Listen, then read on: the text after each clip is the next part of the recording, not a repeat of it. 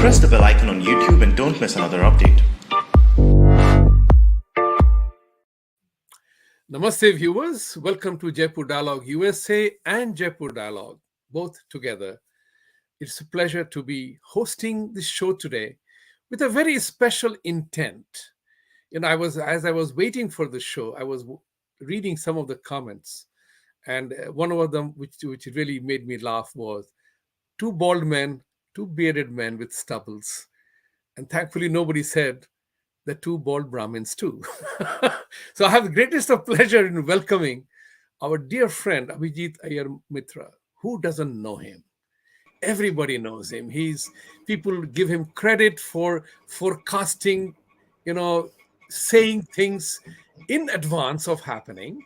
Not only that, you are so loved, your acerbic humor, your sense of timeliness of things, and you don't give a damn for what the world thinks. You say what you feel like. So thus we begin the show today. America the Great, really. Let's dive into that. Before that, I would urge all the viewers to like, subscribe, press the bell icon, and support us. Ask your questions to the inimitable Abhijit Iyer Mitra, who is most popularly known as AIM. So aim your questions to AIM, and let's get going with that, all right? So let's begin the question, America the Great. Really? It's a question. In my humble opinion, and I'll preface it by saying that it still is a great country. It still is a great country. It will remain so for a while, at least in my generation and for my lifetime. The crisis, what we see today, is a crisis of leadership and the inaction or the actions those people are taking to hurt the country unknowingly or perhaps intentionally. We do not know that.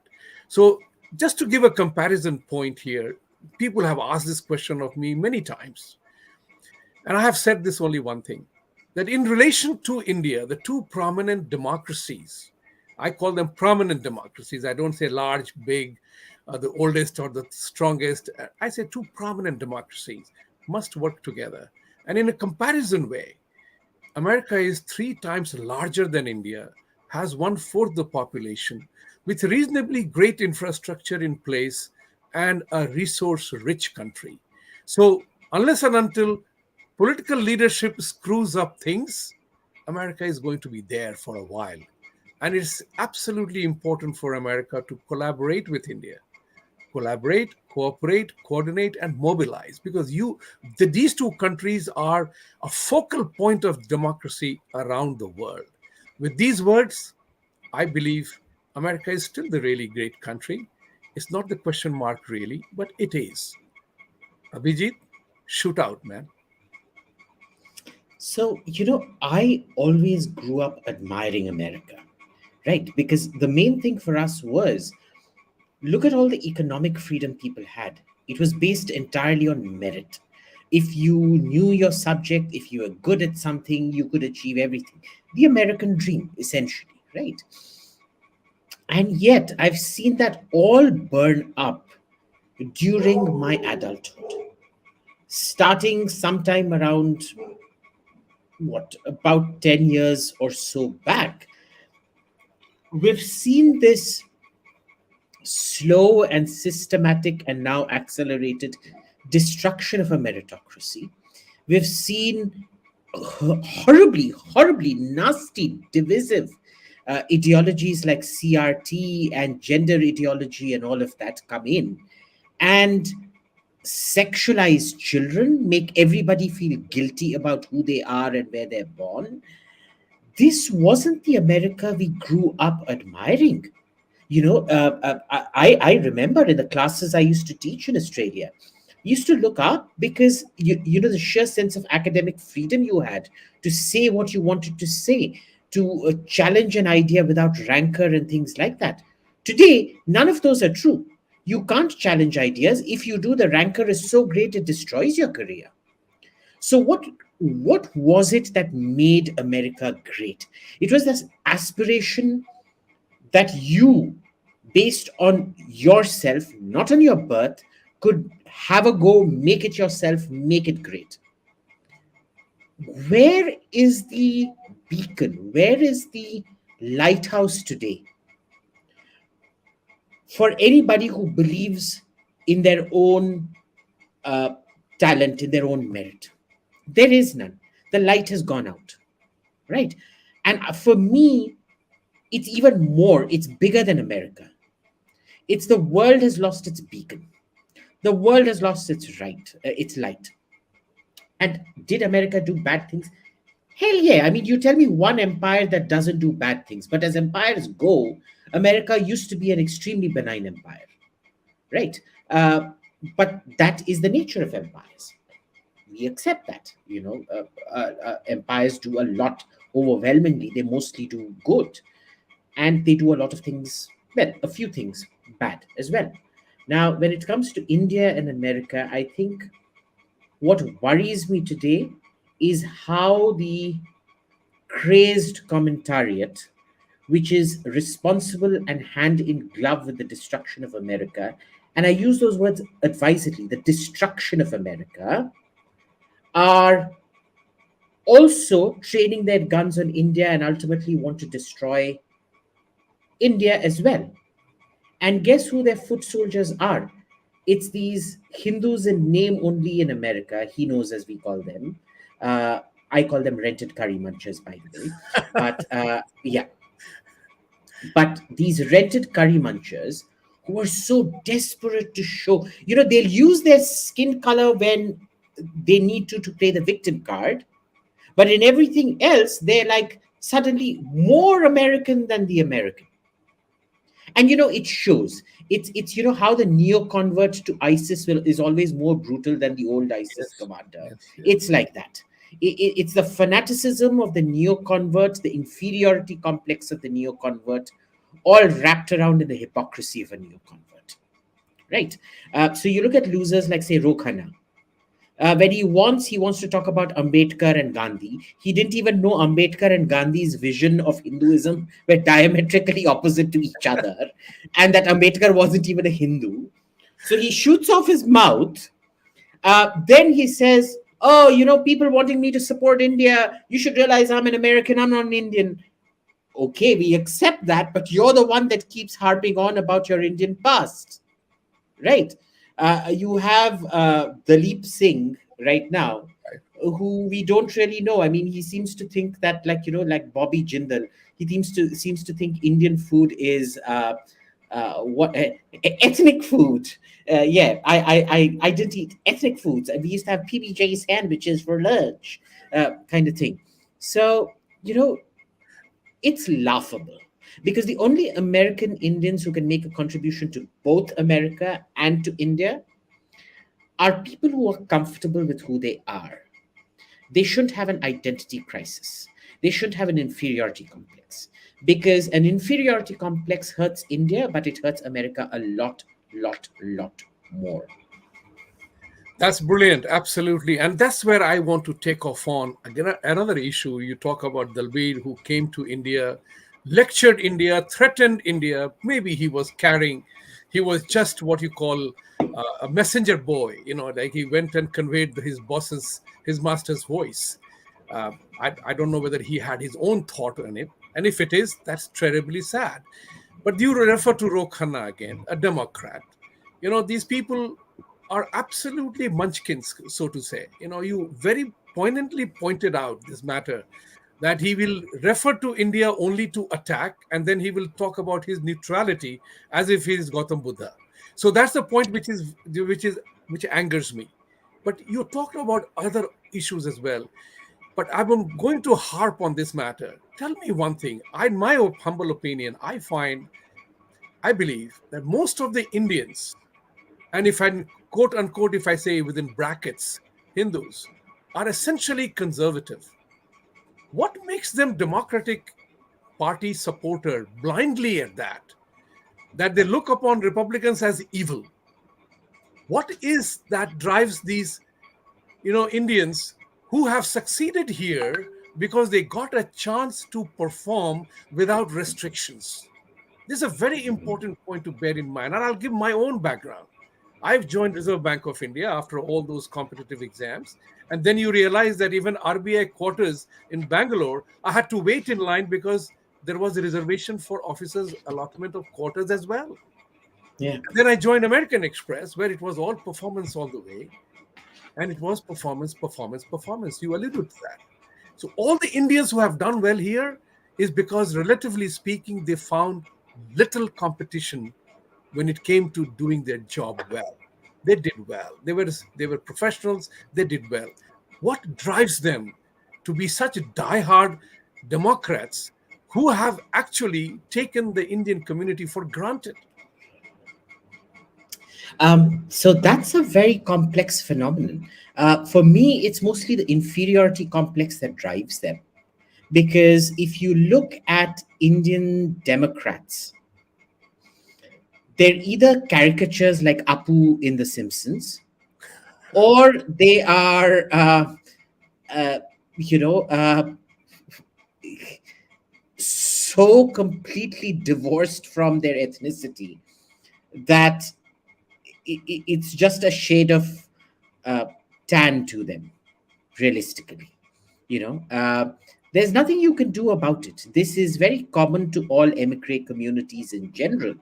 The problem is, the less self-confident you are, the less you trust in your own hard work, the more you need to fit in socially as a sign of validation. And that automatically leads you to the Democrats, because the Democrats are, of course, past masters at playing identity politics. Their entire, you know, uh, their spiel is, oh my God, look at you! You like light this little fire on certain nights, and then do this. It's so cute. It's so adorable, honey. I mean, welcome and la di da. Now, in America, most houses are constructed of wood or wood mash and things like that. So the risk of fire is much higher. The Republicans probably going to come and tell you, dude, are you like serious? You're going to set the house on fire. Turn the damn thing off. Right. Now, who do you think the Indians going to gravitate towards? The person who, for public grandstanding, would rather have you burn alive in your own house, or the guy who's actually concerned about you but slightly rude to your face? Indians tend to take this kind of obsequiousness as a compliment. And that's also a very common phenomenon. I mean, you look in India, for example, you might be on the verge of bankruptcy, but for your daughter's wedding, you'll splurge like there is no tomorrow, because what will other people think? You're so obsessed with that saving face that you're consistently, what will other people think? Right. Now, they mostly congregate in urban areas, in heavily industrialized urban areas, very rich urban areas. They have a very high education level. And so they tend to swing where the majority swings in order to fit in. What will other people think? Now, because you're looking at second, third, fourth, 15th generation rich people in these urban areas, they've forgotten what it was to do hard work. They're all socialists now. They either believe in socialism, or they believe in keeping labor in perpetual turmoil without actually increasing their living standards so that they can become super rich, which is what woke people do. They themselves get super rich, telling you stories of deprivation and poverty of other people. So, for example, this Black Lives Matter lady who owns what, 3 4 houses in the poshest areas anywhere in the world. Complete racket. She's a complete con artist, of course. But when you're living with people like this, you want to fit in. And that becomes very, very common with the Indian community here. I think, without exception, everybody who I know who is self confident, does not need validation, automatically, and aren't fake, essentially, not wearing like 16 layers of lipstick and makeup, gravitate towards the Republican Party, which is what, about 15 to 20% of Indians, whereas the remaining 80% tend to gravitate towards the Democrats, which is actually a reflection of their own pathetic self. And then comes the second question, which is very important. I totally agree with you that they seek validation. There is something wrong about our DNA. We always think about what will people say?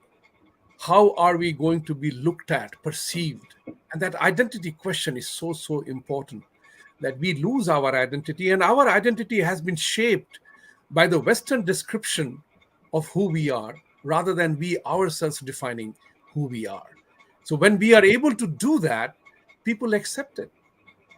When we don't, then we live in a colonized mindset. It's important here that a lot of successful Indians here, they are also part of the woke belief system. Look at it this way, that the people who are censoring, editing you and I, because we indulge in free speech of making inquiries, because free speech is not about speaking, it's about making inquiries. Because that inquiring mind leads to innovation, leads to entrepreneurship, leads to discoveries. If Yeah. we surrendered our inquiring mind, that's what the freedom of speech, in my opinion, ought to be looked at. Our right to ask a question about anyone or anything. That's the only time when you learn. If you stop asking questions, you stop growing. That's what is important here.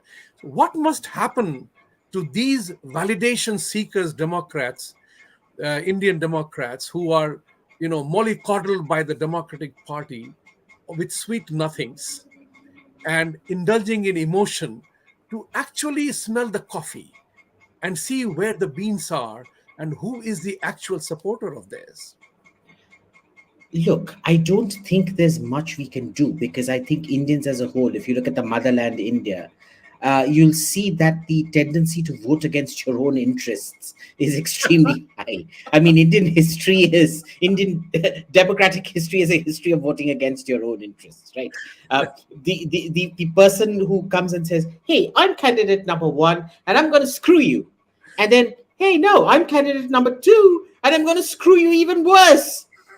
And no, guys, I'm candidate number three, and I'm going to screw you in 100 different ways that you didn't hear about in the last 100 years, and they'll all go vote for candidate number three. I mean, we have a. I'm sorry to use this word, but Indians were generally asshole magnets. We tend to gravitate towards schmucks. So what ends up happening is it turns out that kind of genetic attraction to schmuckery, if you want to call it that, um, hasn't been the American dream, or the American system, or the American environment hasn't washed it out.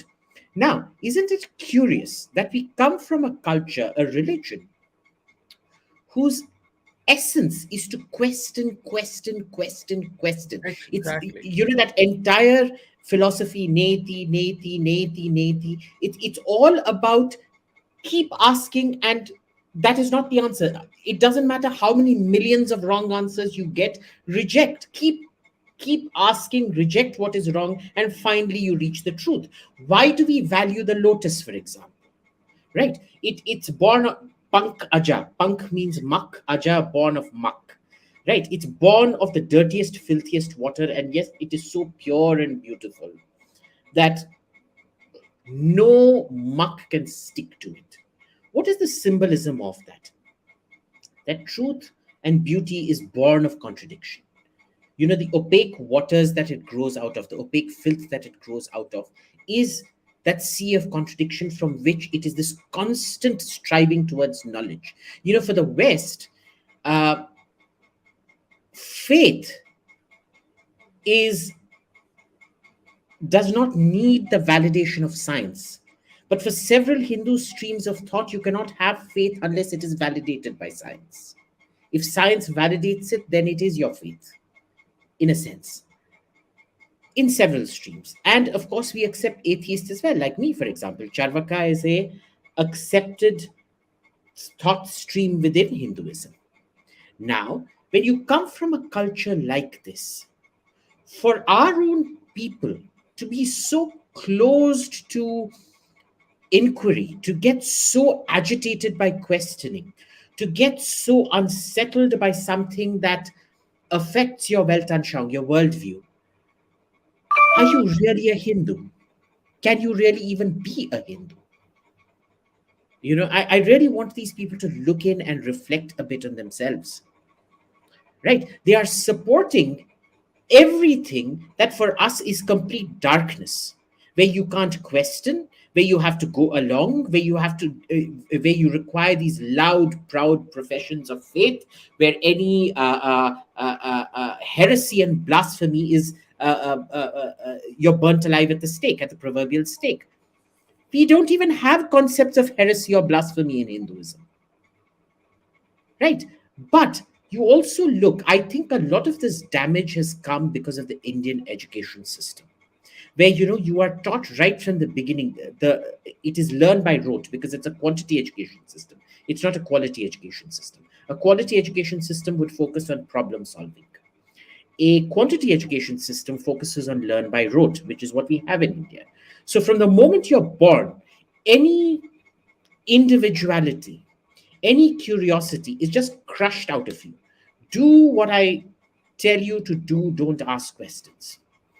That's the summation of the Indian education system, at least now, since the 1990s. Before the 1990s, it used to be different because remember, before the 1990s, only about 20 to 30% of our population was urban.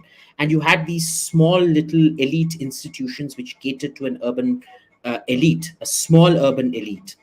And it used to be quality education. But after that, what happens is in the 1990s, because of Narasimha Rao's massive economic reforms, when that massive shift from rural to urban happens, the urban quality institutes get swamped by quantity and turn into quantity institutions.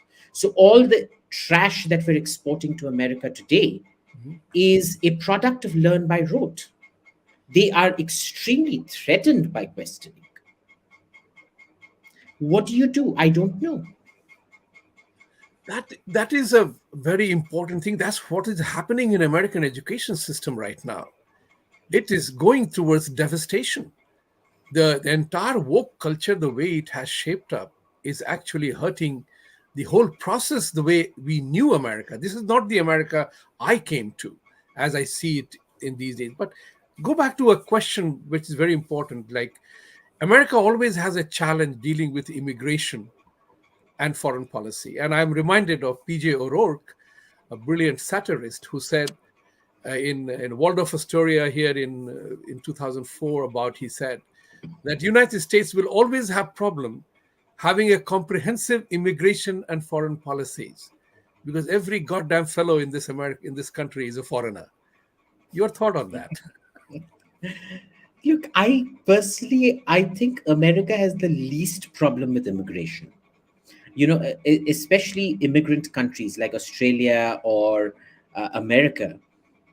They've never had a problem with immigration per se. Yes, there've been strands of immigration. There've been integrational difficulties with certain strands of immigration. Sure, which country would not have them? But why are those problems so nationality based? Why is it that some nations, when they immigrate en masse, are able to integrate so well into the American whole? Why are Vietnamese Americans or Chinese Americans or Indian Americans not a problem population? Right? I think the Vietnamese are a lot smarter because they overwhelmingly vote Republican, whereas Indians are really dumb because we overwhelmingly vote for the Dumbocrats. And well, there's nothing we can do about that. But at least we're not a problem community, right? But you find that problem communities in one part are usually problem communities across wherever they immigrate to. This is a reality. And it has nothing to do with religion, it has nothing to do with ethnicity, it has to do with where you're coming from. And I realized this, when all those emigres from Syria were causing so much problems when they immigrated to Europe. You know why? Europe is a full first world zone where for hundreds of years now the state has had a monopoly on violence. You have rules and laws. People have learned to behave themselves without the need for a nanny state supervising you constantly. Whereas when you're from Syria, you come from a very oppressive regime which never industrialized, realistically speaking. So you're coming from a pre industrial, oppressive society. You don't know how to negotiate the freedoms that you have, that you're given all of a sudden. It's like giving a beggar $1 million tomorrow. What's he going to do? Right? I mean, you see this in India. You look at farmers, for example, whose land gets bought out. Farmers who are used to having two periods of income every year based on the two crops, the rabi and the kharif crop. When you suddenly give them one huge lump sum, it'll be more than they've ever seen in their entire life. They don't know what to do with it, and they spend it in the next 4 to 5 years, and then they're out in the streets bankrupt. So it's one of those things. It's where you come from, where you adjust to, etc., etc. The thing about India, if you notice, is India is the 21st century and the 11th century that resides side by side. In the cities, you'll have full 21st century, intercaste marriage, fine, being gay, fine, nobody gives a shit. You want to cross dress, perfectly fine, just to do it at work, but you do. I mean, you've seen me cross dress, haven't you? You've seen my cross dressing dances. Yes, you had promised to do that, but you didn't show it. You didn't do it here. Anyway, go ahead. Alas, I was searching for my burqa and I couldn't find it. But anyway, you want to eat beef, that's perfectly fine. I mean, you've seen my timeline. I keep eating beef all the bloody time. Anyway, but you do this 40 kilometers outside Delhi, where I am, in a place like, say, Bhiwani or Rohtak or something like that. Even Bhiwani and Rohtak have now become very developed. So I don't think it applies to them. Let's take some little village outside of Bhiwani or Rohtak. If you did the same things, you would get lynched. So this is what people don't get, that in India you have the 21st century and the 11th century that exist simultaneously side by side. And so when 21st century India migrates to America, it's not a problem. When 11th century India, which seldom, almost never immigrates to America, if it starts immigrating to America, then you have a problem. I think the problem with immigration in America today is you're not even looking at the compatibility. There used to be a looking at compatibility and things like that. Now you're essentially incentivizing illegal migration. Right. And remember, illegality is fungible. If the nuclear, the Department of Energy in America, 2% of all nuclear staff are sacked every year. You know why? Because the value of American nuclear reactors is so great, the safety. What happens is that they look at every employee with a fine-tooth comb. If you've got a gambling problem, you're out. If you've got too many speeding tickets, you're out. Why? Because if you play loose and fast with speed, chances are that when you're dealing with a nuclear reactor, you're going to repeat the same behavior. If you have a gambling problem, chances are you will take an undue risk during a crisis situation at a reactor. Now, when you're willing to apply these standards to nuclear reactors, I think a country is as precious as a nuclear reactor and it deserves the same standards. Instead, what you're doing is people who are leveraged out and compromised to criminal smuggling networks coming in, who are willing to perform an illegality to come in. Now, you don't stop at one illegality. To cover lies, you have to tell more lies. To cover illegality, you have to do more illegality. Once you're compromised to illegal networks, you're almost perpetually the slave. Now, these are principles of security that I learned from America in American reactors and things like that. Now, why Americans have forgotten their own lessons that they taught the rest of the world, I don't know. So America doesn't have an immigration problem. I think it's the new, what shall we call them? The thought leaders. And I use that term very loosely because I don't think these people have any thought in them. But these thought leaders, they've essentially just brainwashed a large section of society into thinking that feelings are somehow a substitute for logic, which they're not. Which is very important because you are totally right, because the size of the country is huge, as I alluded earlier on, and it's a resource-rich country. They need people. They only want to, now, as you said, it was who do I want in the country? And that is important to determine. Democratic Party, unfortunately, plays the emotional game very well, as you earlier alluded to that. And Republican Party plays the fact-finding kind of a thing that come to America, work hard, become your own, fulfill your American dream. And the Democratic Party says, don't worry, I'll take care of you. And that emotional play is missing, is definitely determining a lot of decision making in the country. You alluded to or earlier to that also. Important part here, the role of technology. America will remain a great country. I mean, I definitely believe that leadership comes and goes. You can change the policies, but there is a body politic which is important. Somewhere along the line, 12 years ago, I said in a study group that what will hurt America most is the political correctness, the culture of political correctness, and the sense of entitlement that has gotten into the society. Everybody seems to be entitled to whatever. And thus, the claim on the society's resources are becoming disparagingly very detrimental to the growth of the system. Everybody is demanding my pound of flesh, to use Shakespeare's phrase. That's the important part. How does America address that challenge? Because it's important to bear in mind the country's progress is dependent on that. So this, unfortunately, is one thing I don't think America is going to come out of. Uh, why? Because the forces behind this. Remember when McCarthy ran his witch hunts rather, which was the closest you come to in American history of this kind of, almost dictatorial uh, and all-pervasive air of tyranny that silenced you. It was just McCarthy doing it. McCarthy's hadn't infiltrated every branch of government, they hadn't infiltrated education, etc., etc., etc. But today, these people have captured every single branch of studies, especially humanity. And we know from history that humanities has always produced rulers. Science has seldom, if ever, produced rulers. Tell me the last scientist you knew running a country. It's true. Right? It's all been humanities. If they graduated, they were humanities graduates. Uh, the if is a very big if, by the way. That's right. But yeah, but if they graduated, they were overwhelmingly humanities graduates. You look even at historical non-graduate rulers. How many of them were actually scientists? None. They were all either warriors or social experimenters and things like that. Now, the problem here is these people have captured your education.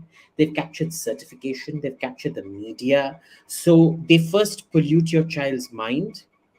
They indoctrinate you into what to think. They control all the job avenues because there's such an organized cartel. Unless you think a certain way, you can't get employed by YouTube or Facebook or Twitter or whatever. Twitter, in fact, is very open about the fact that their conservative employees feel unsafe working in Twitter. You remember there's Jack Dorsey's famous interview saying that out loud, and he didn't think it was something to be fixed, incidentally. And then they will determine what is acceptable speech. Have you ever heard a definition of hate speech? No, it's open-ended because it's meant to terrorize whoever they want to terrorize. We've gone back to, what was it, Lavrenti Beria or Felix Dzerzhinsky, either the founder of the KGB or the KGB chief under Stalin, who said, show me the man, I'll show you the law. So you decide who you want to bring down today, and I've got the law to bring him down. That's right. Which is why they don't want to codify any of this. Why is it always based on hurt feelings? Because feelings are subjective. You can't categorize it. And what you have today is extrajudicial witch hunts. At least witch hunts had a certain judicial sanction. Here, it's completely outside the law. It's in contravention of the law. It's in the contravention of your rights. It's called what? Consequence culture. Right? It's really scary, which is why I think America had this enormous ability to introspect and heal itself. And I'm worried that that ability has been snatched away. So I don't know where America goes from here. Will it continue to be great? Yes. Look, to be honest, I don't see China catching up to America for the next 50, 60 years. You Okay. think so? But Yeah. not a chance in hell. Mhm. Not a chance in hell. But what happens to America in those 50, 60 years? Is it going to be a slow, long decline like the Roman or the Byzantine empires? I think so. Because I don't think we're going to get rid of the disease of wokeness anytime soon. It's too many people have too much at stake all simultaneously across too many fields for it to now be gotten rid of. But it is to America's credit that they understand what the problem is, but I'm not sure America can get rid of it. That's a very, very important observation, because that brings us to the conversation which is happening today. Leaders have the ability to recreate or destroy. At this point in time, the political leadership seems to be taking the path which is so injurious, and the big corporations are controlling the shots. You have a scenario where major financial houses, to name a few, is like to Vanguard, BlackRock, and you name it. The assets they manage is more than the US GDP. You have a scenario in which big tech, and there's a big example for that, and I would want your thought on it, that when Hunter Biden's scandal broke, his computer was captured, and New York Post carried that entire story. The big tech snapped it out, calling it Russian propaganda disinformation campaign or whatever. Today, all the same media is now saying there is element of truth in it. It is his. And if this particular fact was reported honestly, diligently, at the time when it broke, the election outcomes could have been different. The world we are seeing today may not have happened. So it's like a run Lola run scenario, movie scenario. You chose the path and you are bearing the consequences of that. When will the big media, will there be a responsible? And this bothers me also because there are most of the big media companies have Indians running the show. Google, Microsoft, you have Twitter, for example, other than Facebook. They're all run by Indians. What happened to them? You know, tell Well, us. look, I mean, to be fair, those Indians, except for the Microsoft guy, Satya Nadella, they're mostly cyber coolies, right? They're there to, they're there as place warmers. They're not exactly there because they're terribly visionary or anything like that, except Satya Nadella. Satya Nadella is the exception to that rule amongst the tech companies. But look, what we're going back to is feudalism. If you look at the trajectory of feudalism, that's exactly what happened. All the barons joining in. The Magna Carta is celebrated as this great document of freedom. People don't realize it was one of the most oppressive documents ever. It took away that while power was there with the king, peasants and serfs had it much better than when the barons took it away from the king. Right? And still, people think that the Magna Carta was this charter of freedom. That's right. Uh, uh, you're seeing the same thing happen. In the name of freedom, this is what communists do everywhere. They promise you equality, equity, freedom, whatever. And in the name of freedom, they take away your freedom. Uh, that's what you're seeing replaying again. But what you're seeing is that it's not the political folks taking it away from you where it gets into state control. Instead, it's corporations taking it away from you, which is essentially the robber barons of today. And therein lies the problem. I know Republicans, and this is one of the contradictions. I think guns and the role of the state is one of the critical contradictions that the Republicans need to overcome in order to compete in the 21st century. If they are to present a serious ideological challenge to Democrats. Why? Because we have to recognize that the state monopoly on violence, the state, not always, but it can, with accountability and control, be a force for good. Not all states are bad, right? As opposed to this sort of knee jerk, oh, state bad, pick up guns, shoot everybody. No. Uh, You can't have it that way. The state can do a lot of good things. I would any day trust the state over Facebook or Microsoft or Google or Twitter. Any day, every day. Even Joe Biden, I would trust more than Sundar Pichai. Okay, I would trust Hunter Biden, even though he's nobody in the government. I would trust him over Parag any day, every day, day after day. Okay, because his life is an open book. Who actually holds people like Sundar Pichai or Parag to account, other than their boards, which is for their own profit? What is their public accountability for the amount of influence they have on the public, the way they control the lives of the public? Where is the equivalent public accountability for them? And this is where, the excessive protections given to the private sector in America. Remember, I think we've had this conversation before, Vibhuti, where I've always told you, never go extreme right or extreme left. It has to be pendulumic. You have to keep swinging every now and then, because sometimes each extreme leads to systemic overloads and imbalances which then need to get corrected. The question is, how do you correct it without diluting first principles? So communists, for example, would want wealth redistribution. I would never want wealth redistribution, because wealth redistribution gives wealth to people who don't deserve it, overwhelmingly. Instead, what you have is human value investment. Create scholarships for deserving students who actually deserve it, which is what used to happen, right? So they don't have to have student debt. I mean, nobody wants to talk about the fact that why is there a student debt pandemic where you are studying courses which you're clearly not able to recoup in terms of cost? You made a bad investment. This is like the subprime mortgage crisis. You bought a house that you couldn't afford. That's your fault. You went in for an education you couldn't afford, but now you expect the state to bail you out. Why? Right? So it's quite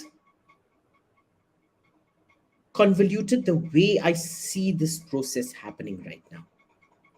This is you brought in two very important points, and these are my two favorite ones. The communist ideology of hyperbole of equality and equity, which sounds very pompous and very soothing for people. But actually, it is very devilish concept. It's a real devilish concept, in my opinion, because in America, as they say, there is one of the state has a slogan: "We are all born free and born equal," kind of thing. We are indeed born free, equal. However, the moment we begin to grow, the individual differences sprout. We are all different. We don't look alike in our abilities, in our capabilities, intelligence, abilities. We are all different. So unless and until we switch into a social phenomenon of accepting individual differences, equality is a big BS. There cannot be an equality of outcomes.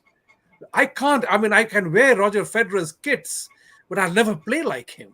I can be like Mike, but I will never dunk like him. I can't be an air like him. I can't be Kobe Bryant. I can't be Tiger. I can't be Derek Jeter, the second baseman of baseball.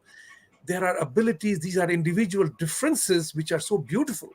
That's why somebody's an artist, somebody's a singer, but we have somewhere along the line, these Democrats and socialists have suddenly begun to talk about equality of outcome. Just because I work for 10 hours, that means I must be delivering the same output. It doesn't happen. But see, that's the essence. That's the essence of communism. So, for example, even if you had the same tennis coach as Rafael Nadal, yes, even if you put in the same hours as Rafael Nadal, you're not going to be Rafael Nadal. Correct. Okay, because his brain is wired a different way. Now, just to achieve equalities of outcome, are you going to say that for every ace that Rafael Nadal serves on you, you should be automatically awarded an ace without ever serving an ace. For every set he wins, you should automatically be awarded a set. Hmm. It's not. So this privilege is a whole load of nonsense. I do believe there's some level of privilege, but remember, what is privilege? It is a something. It is a temporal advantage granted to one of your ancestors at some point of time for services that he or she provided, for a good or service that he or she provided. So when people say we need to obliterate privilege, it's temporal socialism. You want to nationalize what wasn't created in your generation, that was created in a previous generation, you want to nationalize that. It's still communism by other means. So look, there's nothing about CRT and gender ideology that doesn't keep going back to communism ultimately. And they'll always tell you, oh, but that wasn't real communism. How often have you heard that? Like, how many failures do you want? As if the USSR wasn't bad enough, Czechoslovakia wasn't bad enough, everybody, Cuba, Venezuela weren't bad enough. They now want another go at it where essentially class struggle has been replaced by race struggle and gender struggle. Right.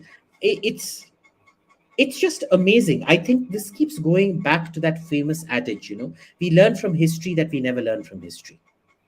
Oh yeah, that's very true. That's why history repeats itself. Yeah. It was in a very textbook which was said that it was totally ironical that Hitler was to repeat the same mistake that Napoleon did of getting into Russia in winter. It was truly strangely true. Coming to one very important topic of modern era, we hear the words like Bidenflation. We hear the word about shrinkflation of commodities pricing being the same, but the weight of the product has changed or the size of the product has changed. This has entered the new system of American governance right now. And even importantly enough, there are two very critical observations that came out. Bill Maher, an iconic left-wing politically incorrect guy, who in real time said that if the media had played its honest role in the Hunter Biden case, it would not be so mistrusted. So there's an element of trust. I remember one thing. Trust was the one which holds America together. Element of trust. Big time. It's evaporated. Number two was the New York Times report that said, its article was headlined that friend of our enemy is not a traitor. This is a very interesting observation, and it relates to India with reference to Ukraine and otherwise. Your thoughts on that?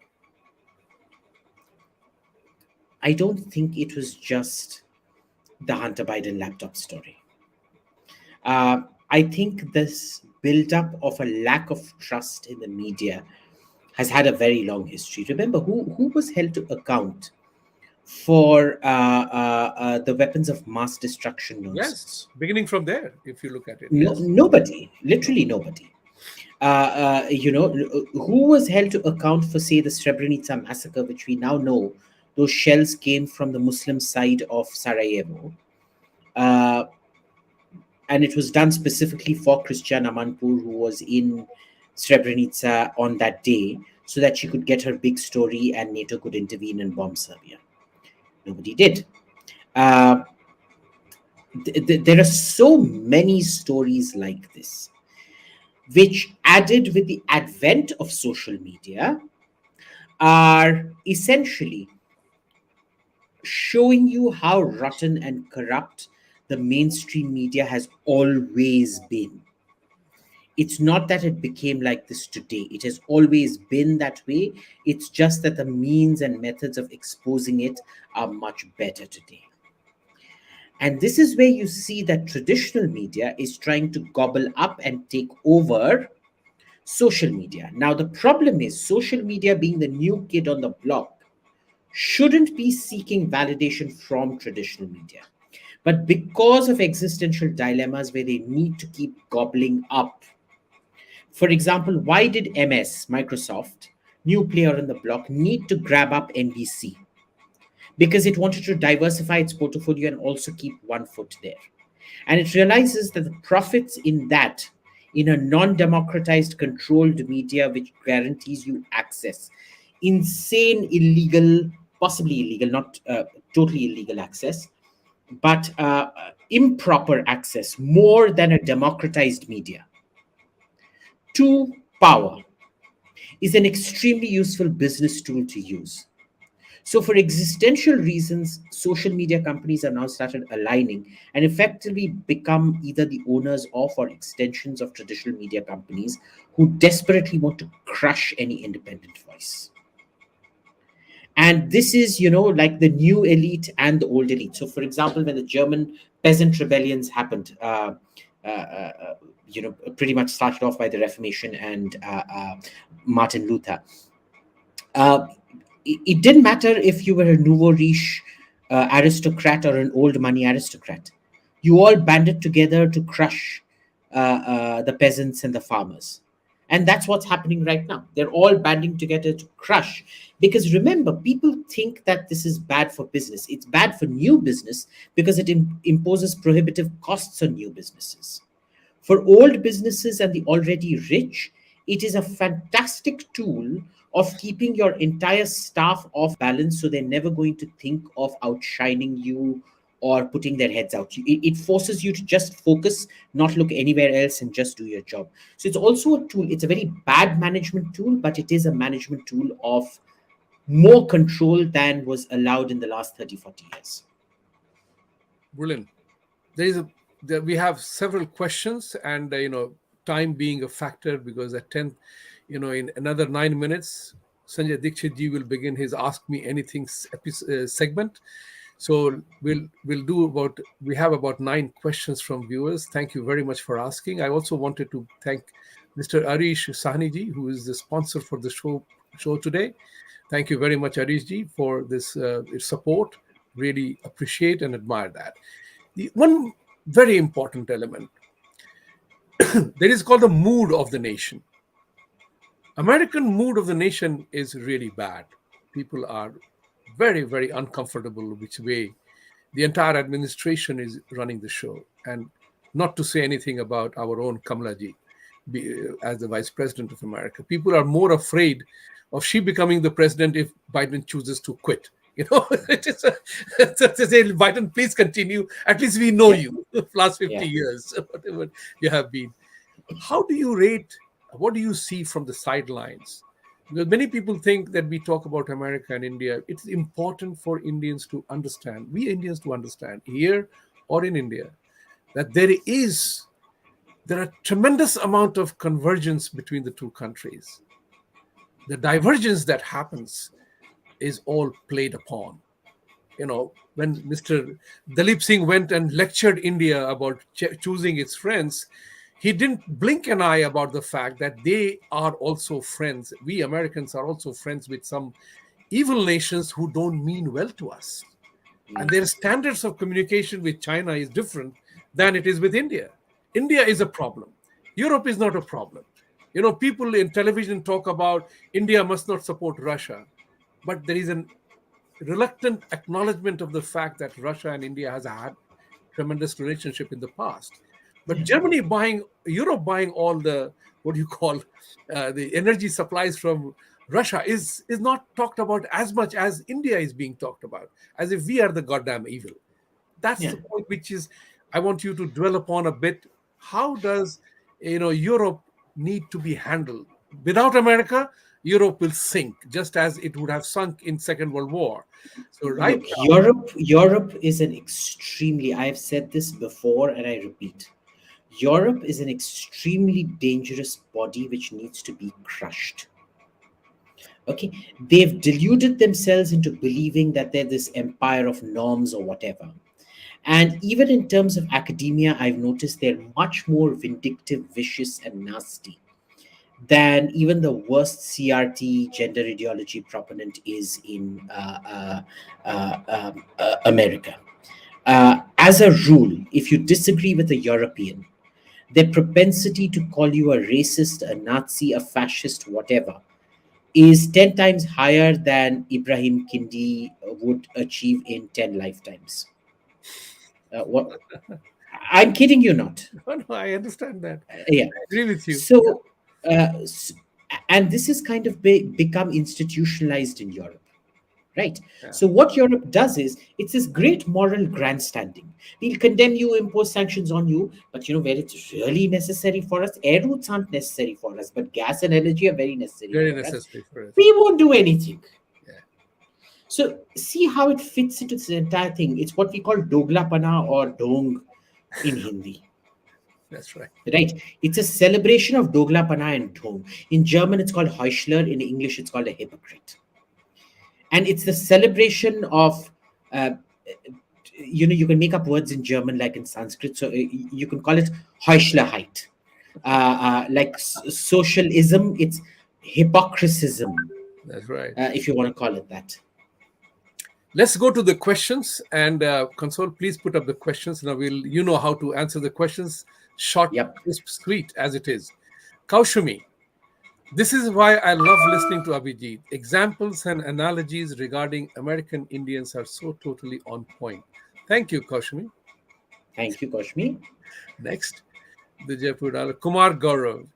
Is there a member of the Jaipur Dialogues in USA whom people like myself who want to do more for our country can get in touch with and help assist volunteer? Kumar, I'm here. I'm here in Long Island, New York. And, post the show, I will share with you my number. You can definitely reach out to me. Thank you very much for your support. Next, Kumar Gaurav. What can we do Same from the question. USA and those of us in other countries to help the cause? We will talk about it as we go forward. Abhijit Sudhakar. Thank you, Abhijit. Hello, VJG. Congrats for your nomination. Thank you. Aim, I watched Kashmir Files twice. How to connect with you? Will you be willing to connect with Iyengar? Go ahead, Yes, Abhijit. if you accept the Iyer supremacy and the high superiority of the Smartha ways and the Shaivite Devi worship ways, I am more than happy to connect with you. And please email me at abhijit@ipcs.org. There you go. Thank you. Thank you. Next, AJ. Thank you, AJ. I concur with my Hindu friends that Hindu women are oppressing us in USA by being proxy to Sino-Wahhabi demon rats ploys. Any love songs you recommend? How did that question lead up to love songs?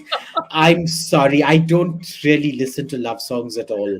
I tend to be extremely unsentimental. I think the only things I love are my dogs and my cats and my mom. And well, some members of my family, at least. There are other members of my family I don't really like much, but anyway, yeah. But yeah, like find your voice and get rid of these oppressive women. Yeah. Next question, please. I don't know how to answer that. Yeah. It's a tough question if you ask me. Yeah. Poonam Abi. Thank you, Poonamji. Long time no see. Aim, write about the community's ability to assimilate, but how do you explain American hatred for these tame, productive communities and very special love and soft corner for the violent ones? Because they are closer to the founders? No. Look, it's natural.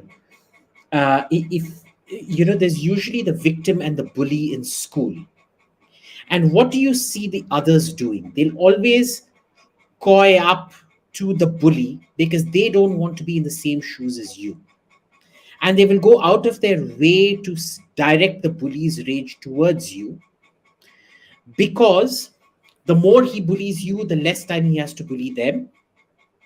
And uh, it's he gets a sense of feeling. He's powerless. He gets a sense of belonging by being with the bully.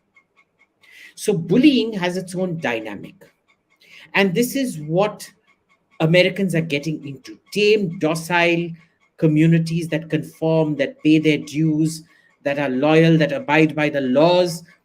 You will be targeted because they know that you're an easy target. Okay. And they will never target the people who can actually do physical harm to them, Why? Because every bully is fundamentally a coward, right? A bully becomes a bully because of deep psychological torture and emotional trauma. So obviously it's the same school dynamic play out. I think it has very little to do with, similar Abrahamic roots, and much more to do with the dynamics of bullying. Thank you. Next, Sandeep Kaimal. Which American universities are good for STEM studies and at the same time free from undue influence of liberal politics? Oh my God, that's a tough one. I don't know. I can't comment on that part at all. Abhijit, you can educate. Look, I mean, I've seen a lot of, the second and third tier colleges which tend to stay out of the news, that are fairly good with this. There are, of course, exceptions in certain departments and things like that, but generally you'll find that, say, University of Albuquerque, New Mexico, or South Carolina or North Carolina, or Alabama, would generally have very decent. I mean, you're not going to get a bad education even in Alabama. You're going to get top-notch facilities and things like that. Right. There's still going to be very, very good facilities. You're not going to get the glam and networking that you are, say, graduating from MIT or Harvard or things like that. So do some research. Look at these second and third tier universities and research which department you want to go into. Go check out the faculty list, check out what that faculty has been saying, what their publications are and things, and you'll get a feel for it. I totally agree with you. Glad you said that, because a lot of people in India keep thinking that if I go to Ivy League, my life is made. But there are many second and third tier cities where the education is brilliant and the curriculum is same. So you will be smart about to do that. Thank you. Next question, please. Sri Harsha. Thank you, Harsha. What happens to US economy when crypto bubble bursts? Your thoughts. I honestly don't know. I am not a finance person. So I do economics, I don't do finance, and I don't do sports. These are two questions I never answer. Okay.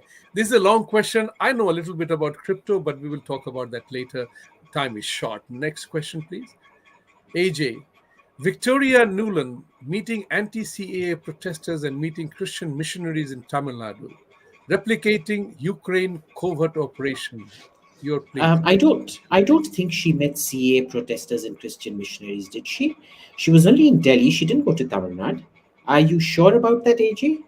Because I only saw her meet that nutjob Karuna Nandi somewhere, and famous for losing every cases she's ever fought, and giving an interview to Naxal Delhi TV.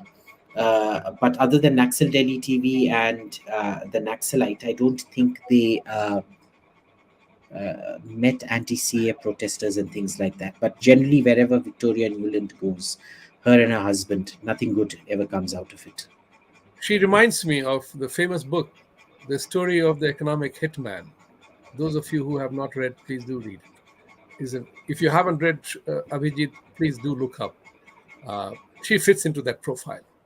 The Story of the Economic Hitman. AJ again.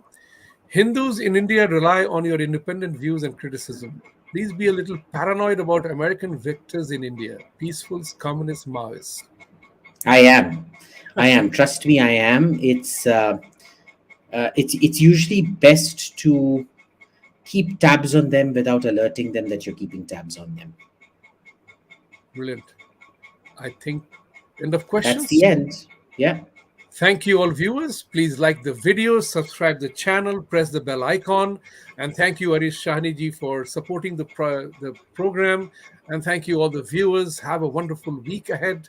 Abhijit, always a pleasure. Come back again, my friend.